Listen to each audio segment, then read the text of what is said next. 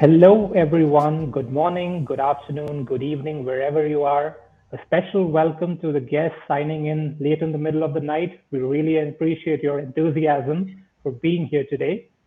So, my name is Mervin, and I'm the GMAT Club moderator here to host the MBA Spotlight series with our first school today, which is Haas. And Anthony here is there to join us and let us know about the life there at Haas and the MBA experience. So, hello there, Anthony.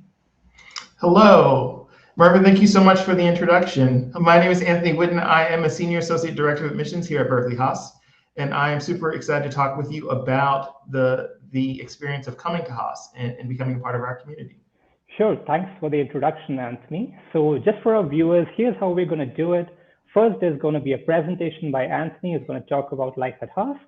Following that, we'll hold a small Q&A session in this video where we'll ask a few questions that Anthony will answer.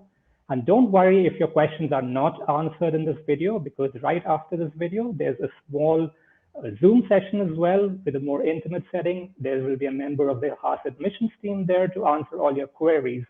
So stay tuned for that after the video.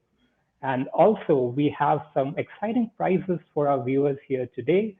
So there will be a link posted in the chat if you wish to participate in the lucky draw and see what you can come up with. And finally, if you enjoyed this video, do give it a like and subscribe to GMAT Club to make sure that you're in touch with all the latest and awesome content from GMAT Club. So without further ado, I hand it over to Anthony to take us through the presentation. Thank you so much. And so over the course of today's presentation, I'm going to talk about Berkeley Haas being at the center of the heart of what's next. And as you think about why Haas, as you think about what you're going through in terms of thinking about your MBA, there are a number of reasons that I'm going to talk about why you should be thinking about Haas. And I'm sure as you're going through right now in your experience and thinking about what you want to do in your future, that you're thinking about what skills, what knowledge, how you can explore a different part of your career path, how you can become ultimately a better leader.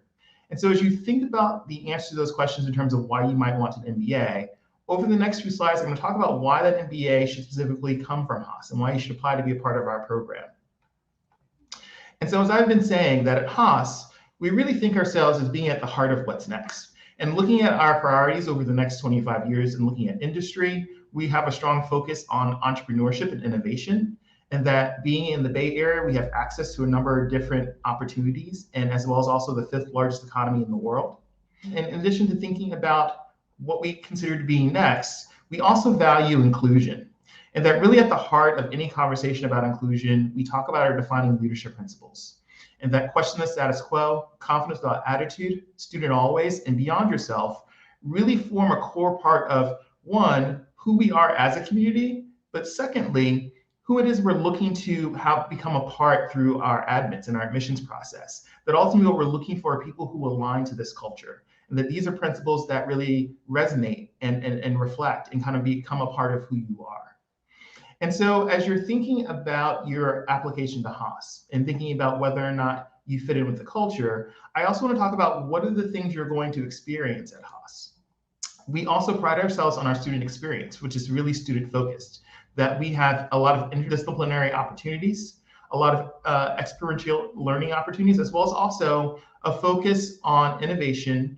And as I'll talk about in a few minutes, we really focus in having smaller class sizes and opportunities for you to really get to know your peers, as well as also to grow in your education here at Haas. And as I've been talking about, that diversity, equity, inclusion is an important part of our admissions process. We partner with a number of national organizations, from the consortium to Reaching Out MBA to the National Black MBA Association, as well as also MLT, as well as also Forte. And so as we think about these opportunities, I want to really hone in on the fact that being at Haas isn't just about talking about diversity, that we have been making large steps over the last few years to really be in the work. And so there are a lot of efforts we have in supporting diversity and inclusion, from having a Haas DEI team, as well as also having career coaches, student clubs, as well as also changing our curriculum so that there's a DEI requirement in the core curriculum now, as well as also having an equity fluent leadership area of emphasis, but then also looking at students as well as also boards and other projects that they can be involved with over the course of their Haas experience. And so as you think about what it means to be included at Haas, it means more than just the idea of it, but there are actually a lot of different ways that you can be a part of the experience here at Haas in terms of feeling a sense of belonging. So some other standard things in thinking about why Haas: the career advantage, that 104% median salary increase over 3 years as a post-graduation result. In addition, 93% of students receive offers within 3 months of graduation. We send graduates to top industries, including technology, consulting, financial services, as well as also CPG. That if these are areas that interest you, as well as if your areas are completely different, there are a number of different ways that you can grow in your MBA education and become a stronger applicant. In addition, one of the major misconceptions that I try to talk through with applicants is that you aren't doing your MBA by yourself, that there are a number of different networks and resources and people that are available to you all through this journey. And so we have a really robust career management group, which will help you through both the internship and employment process. You'll have access to career coaches who really help you map out and kind of plan and kind of think about what your path forward is. You'll have relationship managers, peer advisors, as well as also industry specialists who can help you as you try to make inroads. Perhaps you're considering a pivot into a different area. And so there are a number of different resources that are available to you so that you can make that journey as smoothly as possible. And so as you think about your MBA experience, it isn't just about you doing and learning, but it's also about the networking. And so there are going to be a lot of opportunities for you to network, both with industry as well as also with people on campus. And then also, not to forget, Haas also has a huge alumni network that's global. And there are 41,000 Berkeley Haas alumni, which has 46,000 alumni chapters. And I think one of the biggest benefits of being a Haas alum is also that you are a UC Berkeley alum. And that network has over 500,000 alumni who you're available to connect with. So in thinking about your Haas education, what can you expect? And so in thinking about the Haas experience, it's important to know that there are 3 different types of degrees. That we have a full-time MBA, we have an evening weekend MBA, and we have an executive MBA. And that each of these opportunities affords you the same MBA, but just based on your own personal schedule, how you can actually accomplish and complete that degree. And so each program has a variety of period of time that it runs.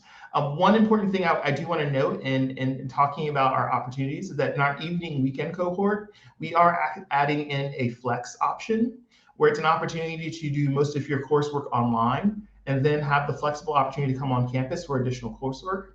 And so if you want more information about our programs, you should go to our website to investigate and figure out what program is really right for you as you think about where you're going to apply. And so I specifically work for the full-time MBA program, but what I want to do is talk about some things that you will specifically experience in the full-time MBA.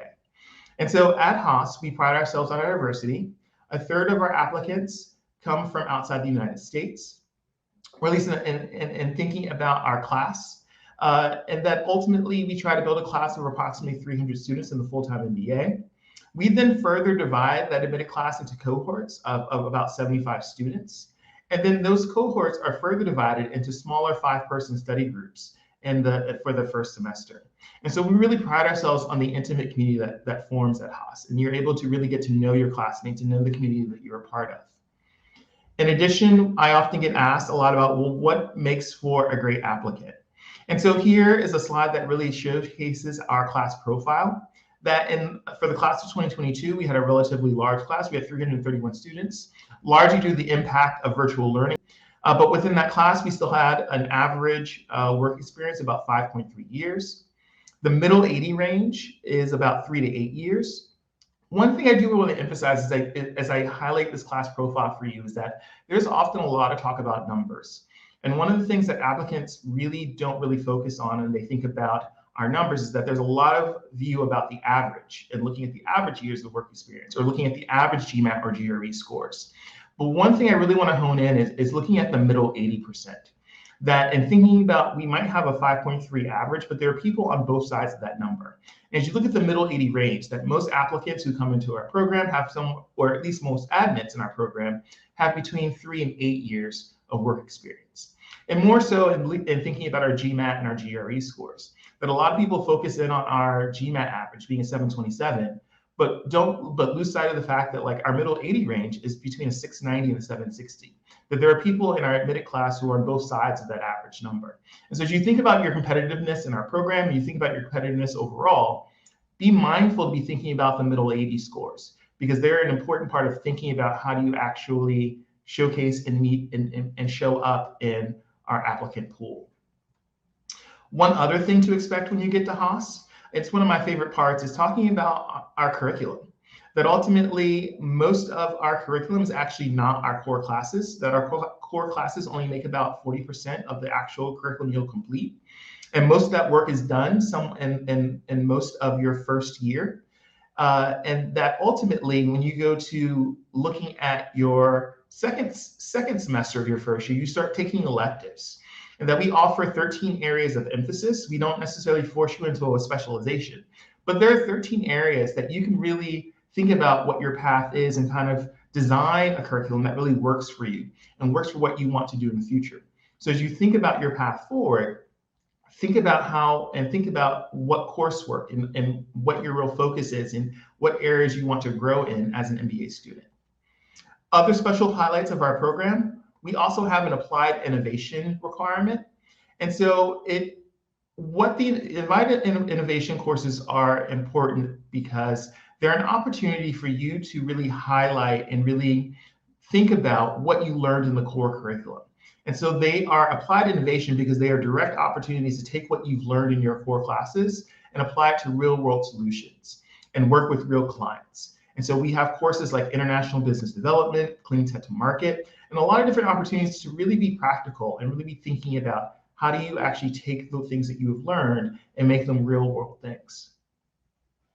So one other important thing to know about our program is that there are a lot of different opportunities for you to expand upon your knowledge.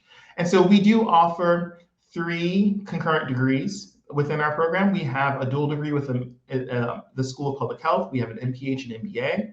We have a dual degree with the College of Engineering. And so you can choose from one of the 7 departments to also receive an engineering degree.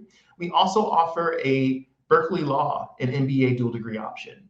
And so each of those is an opportunity to really think about, is there another focus that you want to have or way you want to expand upon your learning?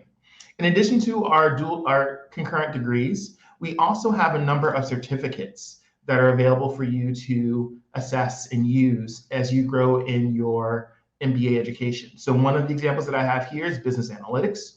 We also have a graduate certificate in sustainability.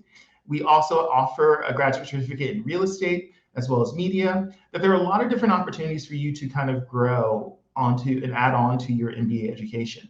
In addition to these Haas certificates, there are also Central UC Berkeley campus certificates that you also have the ability to add on to your MBA education. So now that I've talked a bit about why Haas and what you could expect with the Haas experience, I want to talk a little bit about what is it the admissions committee is looking for as we evaluate applications. And so I'm going to talk a little bit about an admissions overview and give you a sense of what is it we are using as our tools as we select members of the next class. So as we think about the application process, there are 3 buckets I kind of talk about in terms of how we evaluate applicants. We're going to look at your academic credentials, and then ultimately we're going to look at your readiness for the rigors of the core curriculum, which means we're going to take a look at your quantitative preparation. We're going to look at your GMAT or your GRE score. We're going to look at your undergraduate transcript, your coursework, and also take a look at your GPA. And so if you are someone who doesn't come from a traditional business background and you're worried about how you might show up as someone with a humanities major or a major in a different field, what's important to note is that there isn't just one way to highlight or note that you are ready for the rigor of the core curriculum. It's why we have so many different pieces in your academic portfolio that we consider as we evaluate your candidacy. And that perhaps you're someone who didn't major in a business major and you haven't necessarily taken all of the quantitative courses that we would look for, but maybe quant is something you do in your everyday work. And so there are ways to balance out your profile to kind of make sure that you are able to demonstrate the things that we're looking for. In addition to those academic requirements, we're also going to take a look at your professional requirements. And so ultimately, when we look at your professional requirements, we're really looking at the idea of impact and trajectory. We're looking to see how you show up in your work community. What has been your performance relative to your peers? how you've had a positive and lasting impact in the workplace, what's been your progression. We do look for leadership qualities, and they don't necessarily have to be a formal leadership position, but there are a lot of informal ways that you can show leadership, whether or not it's being team lead on a project, or whether or not there's an employee service group that you personally run. There are a lot of different ways that you can demonstrate that idea of leadership. In addition, we're going to ask you for a copy of your most recent resume, and our program does require 2 letters of recommendation. Our preference is that they are letters that come from either a direct or former supervisor, but we recognize there are a number of different reasons why it may not be advantageous for you to request that from a direct supervisor. That perhaps your employer doesn't support MBA's education, or you don't want to let your employer know that you're looking into other opportunities. And so ultimately, you can select whomever it is that you would like to write your letter of recommendation. The one bit of advice I would give you is that you should make sure that you choose someone who knows you really well, that can speak to your personal and leadership qualities really descriptively. And then ultimately, you're choosing someone who can really talk about how you show up in community and really give a sense of your leadership and all those different pieces of what makes you a really strong professional. And then lastly, we'll also take a look at your personal qualities.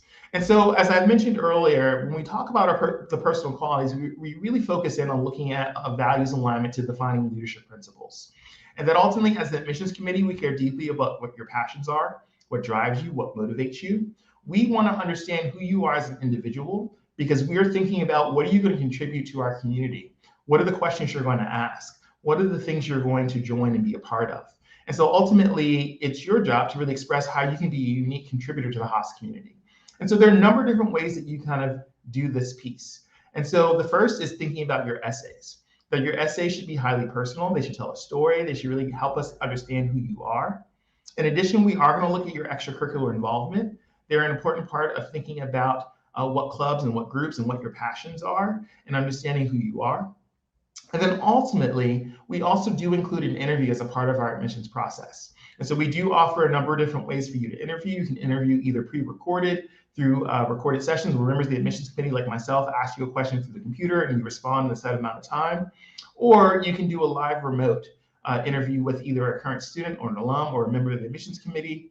And so we haven't moved back to live in-person interviews largely because there's still differing COVID comfortability in the world.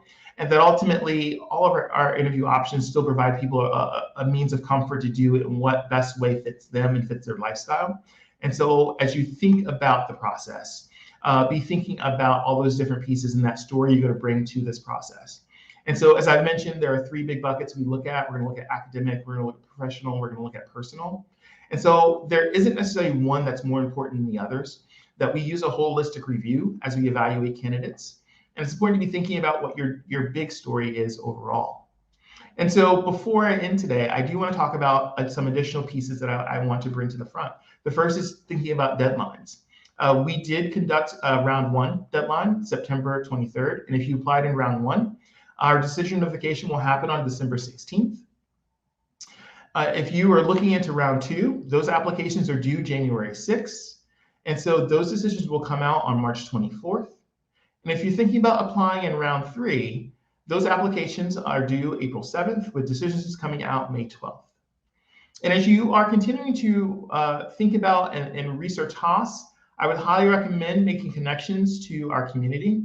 You can connect to our Haas student ambassadors. And if you're an international applicant, you should take a look at our international student representatives. It's an opportunity to connect with someone who is from a similar region where you might be from in the world and get a sense of what their personal admissions, what their person's student experience is like.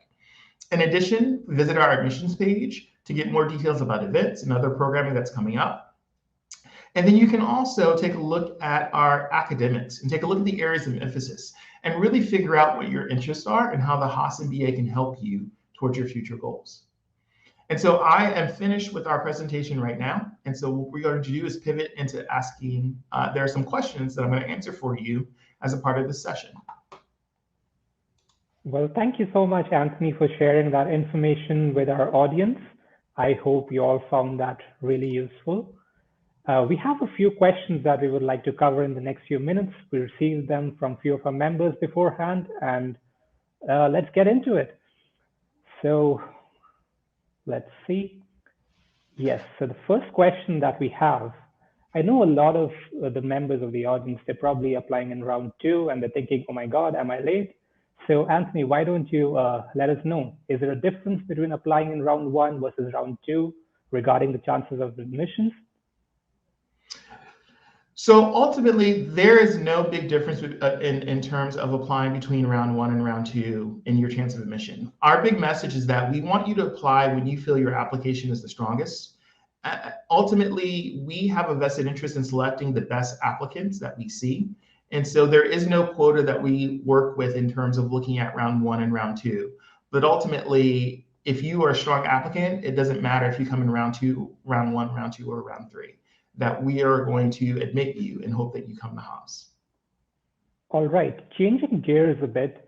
So can you also talk a bit about the scholarship opportunities at Berkeley Haas and how the scholarship is split between the different rounds? So ultimately, there isn't a split funding that happens between rounds. That scholarship funds are budgeted at the beginning of every cycle, and they're awarded each cycle until they run out. And so there isn't necessarily a split that happens. I would say in thinking about our characteristics of scholarships is that there are three types of awards that students can receive. We offer merit-based awards, which are done at the time of admission, and those are based on your academic profile as well as also your leadership characteristics. And those offers are made by the admissions office at the time of admission. In addition, we do offer a number of need-based awards, and so that does require a separate application process. Our financial aid office handles those details. They'll ask you about your income. They'll ask you about other financial information that we necessary to evaluate your request for that type of funding. And then lastly, there are additional donor or private scholarship awards that are available for application. And so that is like our scholarship, that is like our need-based awards where there's a separate application process where sometimes it might require an additional essay or might require an interview. And so all of those resources can be accessed through the application portal, but on the scholarship tab. And so if you're applying to Haas, that's where you'd find the resources to how to actually apply for that programming. Oh, thank you so much for letting us know. Moving on to the next question. Again, this causes some anxiety with the applicants. So how would you treat a candidate with a gap in their resume? Perhaps it's after college or between jobs. So what do you think? And I think that we ultimately understand. I think the really important thing is to be mindful is that we do have optional essay space in our application, and it'd be in your best interest to explain the story to us so that we're not trying to have to guess, or that it's not a lingering question that we have as to why there is a gap. And so as an applicant, it's in your best interest to really give us the story and help us understand what situation you were in so that we can have compassion and have grace to whatever circumstance was going on. Yeah, that is great information. And hopefully our candidates can put some of their anxiety to rest. Moving on to the next question. So a lot of candidates looking for an MBA do this with the explicit goal that they want to pivot or change paths. So what do you think is most important for a candidate to demonstrate in their application for someone who is looking for this kind of a change? So I think the biggest thing, and I think about the Haas application specifically, is that it's important for every applicant to know that the goal statement is not a throwaway essay. That even though in our application it's only 150 words, it's probably singularly one of the most important essays you'll write for the entire application. And I think in thinking about pivoting and changing career, it's really important to be thoughtful about, one, does it make sense based on your experience and what you can get from a Haas MBA in order to make that happen? And so you have to actually lay that story out, and you have to convince the admissions committee, and you have to help us believe in your vision for yourself. And so one of the places you can do that is in that career goals essay. You can kind of draft the idea and then create a roadmap and kind of really map that out for us. The other thing I will add to that is that don't necessarily expect that, like, just because you say that's what you're going to do, that has to be the thing you do when you get here. I think ultimately there are a lot of people who might have a plan A, and sometimes they don't necessarily want to be unsure about it, so they won't present a plan B. But if you know that you are going for something that is a huge stretch, it's okay to acknowledge that if this isn't what's going to work for you, here's another idea that could work. Because ultimately, as an admissions committee, we really value your success, and we don't want to set you up for failure. So the things that you say that you want to do and you want to be actually successful in have to make sense, but it's your job as an applicant to make it make sense. As I said before, we're not in the business of assuming, and so we have to put the pieces together. We just aren't, because we have too many applications we read, and it isn't the right thing for us to do. That you have to own that story, and you have to share what it is and what you're passionate about. That's great, Anthony. I know. So for the applicants, you have to be strategic, yes, but also flexible enough in your career goals. All right. One final question, if I could go through real quick with you, Anthony. So how important do you think are extracurriculars in the application? So at Haas, and it's something that I talked about in my presentation, we do look at those. And it's important for us because, one, we have a really strong student-centered community that's really focused around student interests. But two, we really want to foster community. And one of the big ways that you do that is by joining things. And so we have an interest in thinking of and really wanting to understand what is it you're passionate about, how you can connect to our community and become a contributing member. And so as you think about your application, I would say think about extracurricular activities and figuring out what you can put down and how you can demonstrate. And that also becomes an area that perhaps that's where you have leadership if it isn't happening at work. And so that's a great way to demonstrate those components of the application. Great pointers, Anthony. Also, I guess we're almost out of time. So thanks a lot, Anthony, for doing this, for spending this half an hour with us. And hopefully the members of your audience learned something new today about Berkeley Haas. And if your questions weren't answered in this session, you can obviously join for the Zoom session. The link is being posted right now in the chat. So please make sure that you join. A member of the Haas admissions team will be there to answer all your queries. And also you can stay tuned on YouTube for the next business school session. And to all the members who joined us here today, have a great day and best of luck. And thank you once again, Anthony.